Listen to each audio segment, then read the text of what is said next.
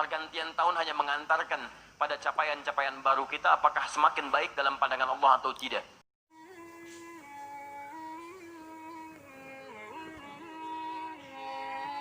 Saya ingin mengajak pada kita semua, terlebih juga bagi saudara-saudari saya sebangsa setanah air, mari kita rubah cara pandang kehidupan kita.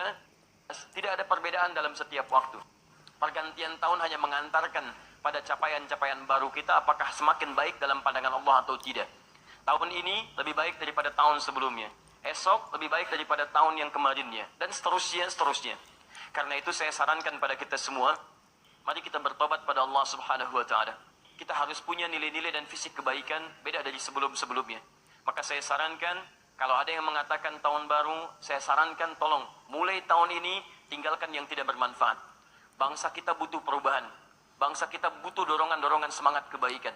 Saya juga mengajak bagi para stakeholder pemerintahan, para pemimpin, pejabat dan sebagainya, daripada membuang-buang uang pada acara-acara yang tidak penting, mari bantu negeri kita untuk berkembang lebih baik. Kita menyadari bahwa bangsa kita banyak kekurangannya. Ada yang masih lapar, ada sekolah, ada fasilitas belum terbangun.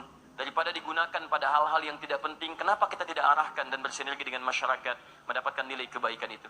Karena itu, Mbak, Ibu, mari kita dorong dengan doa, kemudian kita tunjukkan dari arus bawah untuk menampilkan kebaikan-kebaikan yang dengan itu insya Allah memberikan manfaat untuk semua.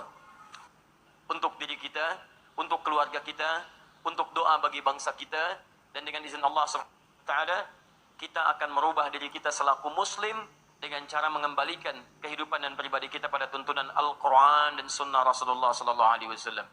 Kita berharap mudah-mudahan janji Allah di Quran surah ke-7 Al-A'raf ayat 96, dan sedikit demi sedikit kita akan dapatkan insya Allah janji yang dimaksudkan. Allah berfirman, walau anna ahlal qura amanu wattaqau lafatahna alaihim barakatim minas samai wal ard.